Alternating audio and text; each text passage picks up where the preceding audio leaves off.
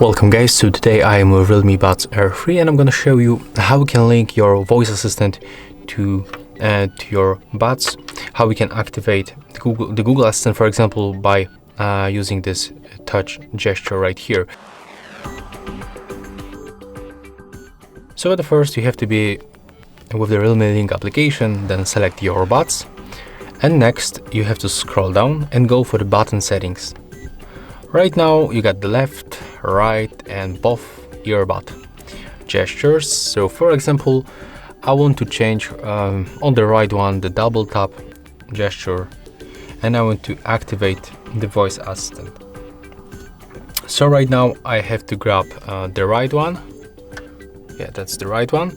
And when I double tap right here, as you can see, my Google Assistant is right here. So that's how you can link your voice assistant to your Realme Buds Air 3 by using the Realme Link application.